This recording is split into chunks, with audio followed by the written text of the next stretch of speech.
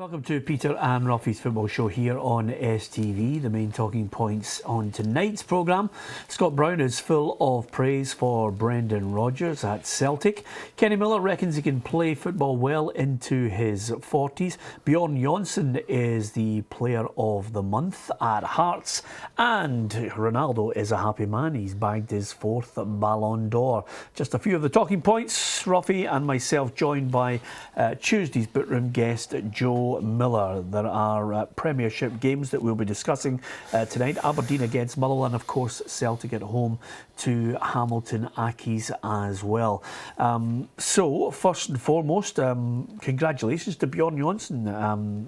He's a striker that over a couple of weeks, Robbie Nielsen was saying, you know, the hit men at Hearts will get the goals. He certainly stepped up to the plate and caught the attention of everyone. Yeah, and good for Hearts, because the two main strikers weren't doing it, and identified that he couldn't hang about any longer, and any of them coming up with the goods. So he gave the boy a chance, and he's come up with the goods and scored goals at crucial times, and it'll be up to the other two to try and fight their way back into that striker's position. It's quite an unorthodox looking footballer, you know, tall, gangly, but of course calm in front of goal. Yeah, but I think down the years, I think that's the sort of way that Hearts have tried to play. You know, they've tried to pull in a striker that's maybe tall and strong up front, a target man, where somebody maybe they have another striker round about him they can use as a foil. So that would be a good move for them. Yep, okay, congratulations to Jonsson. Kenny Miller, of course, a lot of footballers do a lot of great work behind the scenes, and a lot of football clubs do, especially at this time of year. Rangers, Celtic and others all going to various hospitals to cheer more than a few kids up who are unable to take their place at home for Christmas. And Rangers were out and about, and we caught up with Kenny Miller, who reckons he can play well into his 40s. Pretty good at the moment. I mean, playing a lot of games, which is great. Still feel I'm contributing, which I don't think there's any doubt about that. So for me, listen, as long as I keep doing what I'm doing, hopefully I'll have a year or 2 or 3 or 4 left in the tank yet. So, yep. Want to be here, want to really enjoy my football, love working with the gaffer and Davey, but for me, just keep playing, stay fit and healthy, and keep performing. I'm a big fan of Kenny Miller. I think he's a great example to younger footballers, Ruffy.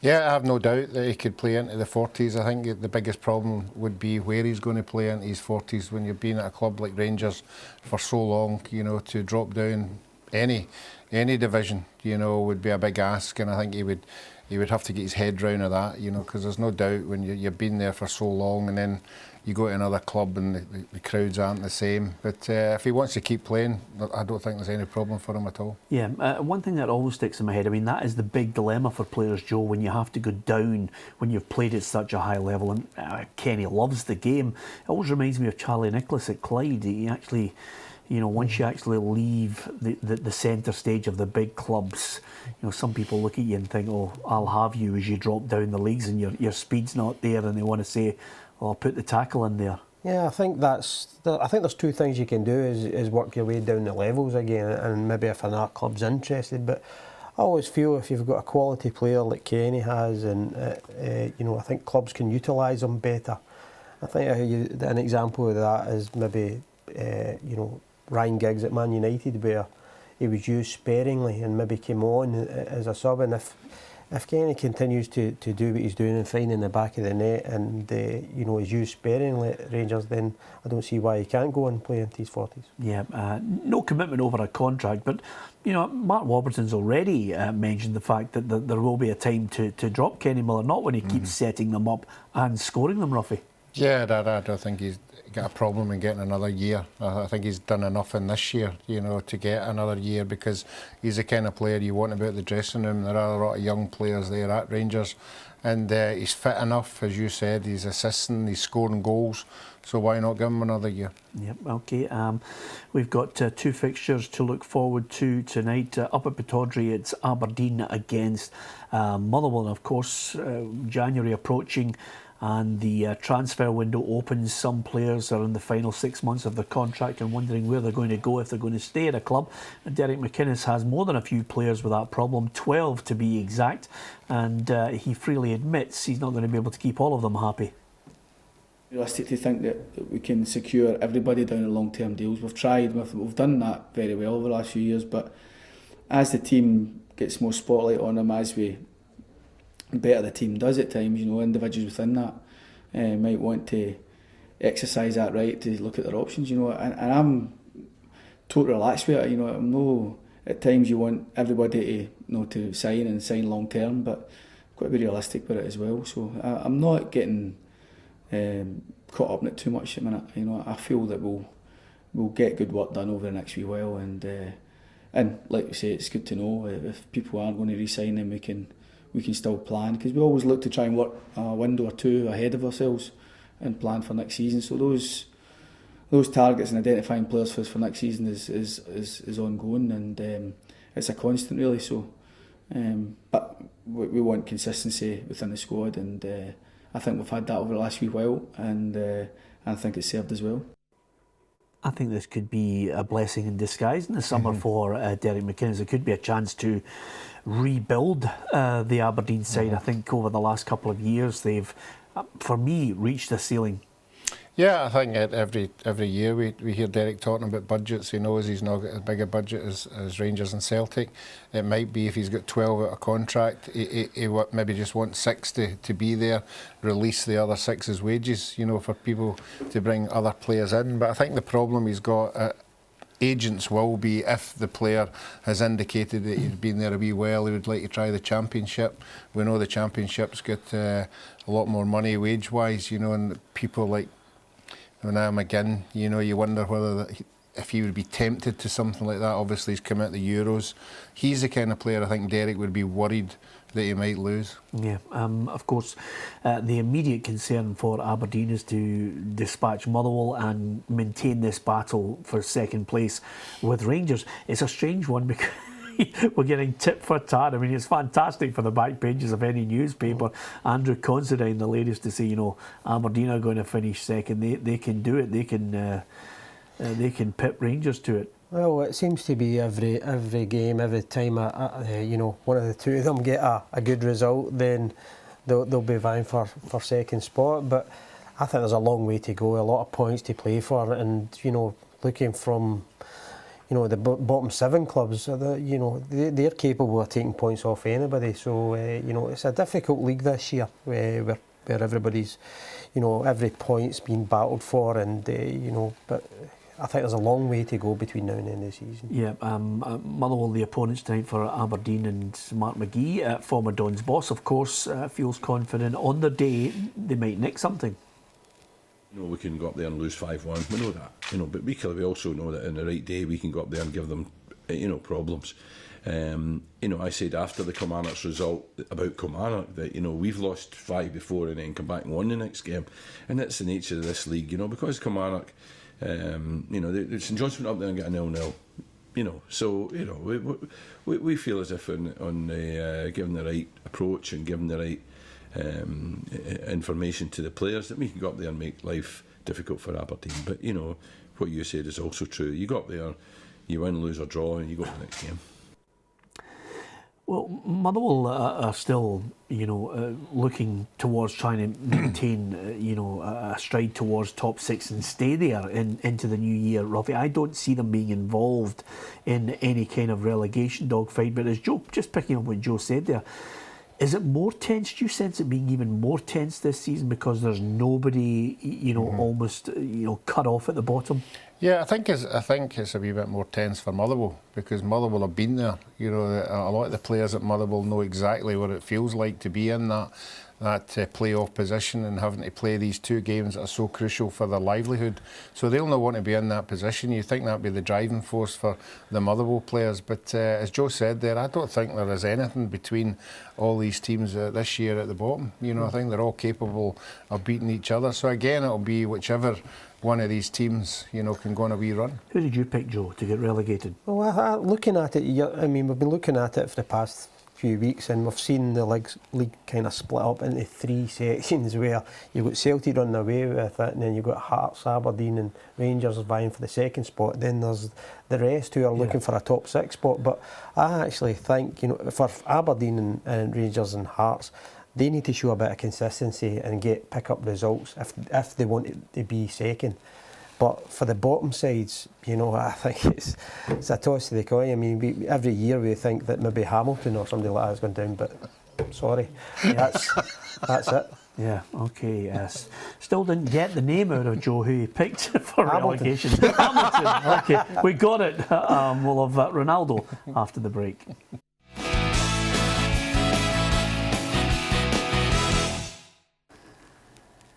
Welcome back to Peter and Ruffy's football show. Joe Miller is our guest in the boot room tonight, talking football, of course, Aberdeen and Motherwell, and Celtic against Hamilton Accies. One of the things that's gathering pace, Ruffy, week in, week out, as Celtic continue to win, is this tag, the Invincibles. I see across Europe there are 13 teams that could still actually claim that they are in the running to become invincibles throughout the entire season. It's such a difficult thing to do. I mean, Arsenal's achievements, I think, deserve, you know, all the plaudits that have come their way over the years. Can it? I mean, is it feasible they could do it? Do you believe they're in for it? I think they could do it, but I don't think they will. You know, I think Aberdeen, Rangers and Hearts, particularly at home, will have something to say about that. I think we all know that these teams get wound up when Celtic come. But again, you know, as it is just now with Celtic, the way they're playing, the way they score goals, the rotation that they've got, the players that are coming in, it's going to be difficult. But I just think, you know, that these three teams will have something to say about that. Joe, you played in a number of Celtic teams. You've obviously, you know, been at Celtic Park and an Aberdeen jersey.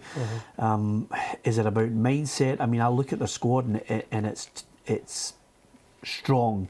Even the reserves coming in are strong. Yeah, I don't think I can't see them getting beat, because you're looking at the form of the other teams and I just don't see them getting beat. You know, it's going to take a real bad performance for them to get beat, not a real off day, because they're scoring goals as well. You know, every game they're playing, it's 2-3 goals, and they're playing with a lot of style. You know, they're switched on at the back, but I think it's going to be very hard. Yeah, as far as the change from last season to this season, well, Scott Brown's quite clear. It's all about the manager, Brendan Rodgers. For me, I think it's taken my game to new levels, and I'm learning different formations, different ways to play, and we're keeping the ball down on the floor. We're playing good football. We're winning games, and it's all about momentum now. We come into training, and it's not the same training here every day. You go out, you waste 90 minutes sometimes, but we're learning. We're looking at our opponents on the Saturday, how we can get in behind, how we can play against them, and what formations they're going to play. I always feel when you listen to an answer like that from a player, it gives you an insight into what was wrong last season. Yeah, it'll not be the first time that a captain of a club hasn't really got on with a manager that's been there, and that seems to be the case. You know, obviously the present manager and Scott Brown got on well together, and I think he, like a lot of players, need an arm round him, you know, just to say, you know, how good you are. And Scott Brown's no different from anybody else. I think the first thing Brendan Rodgers did when he went into Celtic was talk Scott Brown up to say that he could play in any team in the Premiership, and obviously Scott's responded by that. He's a leader on the park and he has matured as well, and he's just been fantastic this year. Joe, did you need someone to tell you how good you were? No, I knew. Were you a confidence player? No, well, you always need a manager to put his arm around you, and I think week to week it's all about form. But going back to it, Scott, I think even earlier on when Ronnie took over, there was talk of Johansson maybe taking the captaincy off him, so it was a bit difficult for him. And it's this case that, does he speak up and say what's gone wrong? You know, he might find himself out the team, so he doesn't say anything. But he had a few injuries over the past couple of seasons, but he's back on song now, and he's working very hard at his game and listening to what Brendan Rodgers has got to say. Yeah, here's an interesting one. He obviously he's going to decide his Scotland future over the festive period once he gets all these games out of the way, and it's a hectic schedule, Ruffy. I thought he was back, and he was back. Yeah, I think obviously Celtic going out of Europe might have a wee bearing on that. It's not as many games as what he thought he would be playing. I would like him to maybe the next one's a big one for us, Scotland. I know we said the England game was a big one, but this is even bigger. You know, I think if he was to put himself up for this one, and then I think if we didn't get the result we wanted, I think everybody would appreciate that he's done us a turn by playing in it, and hopefully we win it, and he might hang about. But if we were to lose it, I don't think anybody would grudge him not playing. Yeah, I think we do need him for this one coming up, Joe, against Slovenia. I think without a doubt. I mean, he's been transformed. His performances for Celtic have been outstanding. So, as a Scotland manager, Gordon needs the best players that are going about just now. So, and without a doubt, Scott's performances, you know, guarantees him a place. Of course, the opponents tonight have actually been on the end of a real hammering from Celtic before. Of course, if you do get results against big clubs, you need your special players to do the business, and Hamilton have their own in Ali Crawford. Something we spoke about when the Ross County game a couple of weeks ago was pleasing for that aspect. We stayed in the game, we weren't at our best on the day, and when you've got somebody like Ali that can wing a free kick in, or it's a good delivery for a set piece, you never know. You've always got that bit of quality on the pitch that can get you something from a tight game. Yep, we had him on the programme, Ruffy. I think Aki's would like to keep him beyond the January transfer window, but if this is the games like this against Celtic, Rangers on Friday, perfect platform for really to push himself to the forefront of any scout out there. Yeah, and it's not the first time he's done it against the big sides, particularly the weekend there. Okay, scored a free kick late on. Maybe the goalkeeper could have done a bit better, but he's not frightened to have a shot for 25-30 yards. It's always a problem for the opposition, and he's got lots and lots of confidence just now. And like every team, you need a big player, and he certainly is Hamilton's big player. Yeah, okay. Let's switch our attentions. We already discussed yesterday the draw for the Champions League and the Europa League. Some crackers in there, but after the event, it was all about the Ballon d'Or.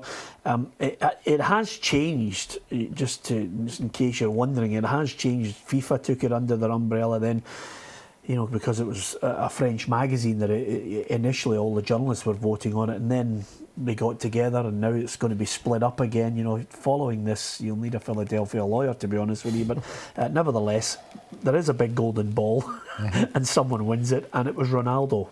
Yeah, I think he's won it on the basis of the Champions League final, and obviously Portugal and Europe, and I don't think you could take it away from him. I think these two occasions are big occasions, and I think that's what the organising committee look at, and everybody else who votes, the big game, the big player, and he certainly was that player in these two competitions. Yeah, I mean, he's one of those guys, Messi, for everybody that were talking about him as the great player, he's got 5 Ballon d'Ors and a heck of a big mantelpiece.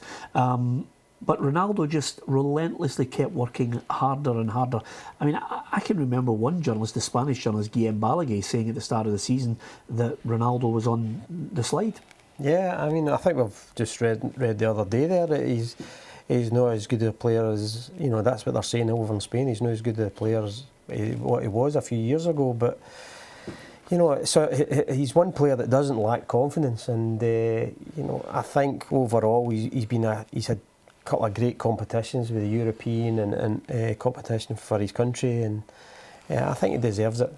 Yeah, the irony of it all. Was Des McKeown allowed to vote for that No, competition? Why? No, I'm just wondering if he would have voted for Ronaldo. Yeah, being a big fan. I know Des is not a big fan of.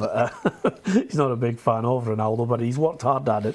I wonder if you can guess the other players in the top 10 in this, Rough. I know you like a quiz on this programme. The top 10 underneath. Okay. The top 10 underneath. Messi. Yeah. Messi. Yeah. That's good, Roughy, for Buffon. yourself. Yes, he made told it. You. I told you. Yeah. Hold on, what do you mean? You told me he's 9th. He's in the top 10. You thought he was going to win it. Is he the only goalkeeper? Yes, he is. Is he? Well, yeah. Just absolutely. show you how Neuer's sort of dropped out of favouritism there. Yep. Let's go for Lewandowski. No, surprisingly, Joe. Good shout, but no. Neymar. Neymar is in there at number 5. Do you want me to give you the full list? Because by the time you two guess, we'll be into tomorrow's show. Ronaldo's number 1. Messi is 2. Antoine Griezmann. Yes. I like him. Yeah, he was good in the Euros. Luis Suarez, then Neymar, Gareth Bale, Riyad Mahrez, Jamie Vardy, Pepe and Gianluigi Buffon. Pepe and Buffon were both tied for number 9, but nevertheless, good for Jamie Vardy to get in there, you know, for a season to remember. Yeah, and that's why he's there. I think we're all just hoping that he could pick it up again. He did it at the weekend there, so maybe that'll just be the kickstart for him this year. Yep, and Mahrez looks as if he's coming back to a bit of form as well. And of course, Lewandowski, funnily enough, you mentioned his name there. He's just signed a new deal at Bayern Munich. The key to signing a new deal, as you well know, Joe, is to tell everybody that you're thinking of leaving. And then suddenly a 2021 contract is offered to you. That's how you do it these days. Join us tomorrow on the programme. Our Bootroom guest will be Hamilton's Dougie Imrie. I'm keeping my fingers crossed. If it's an 8-1 hammering, I might struggle to get him in the studio, but we'll be discussing the fallout from Celtic Hamilton and Aberdeen Motherwell as well. Thanks to Joe Miller. Good night.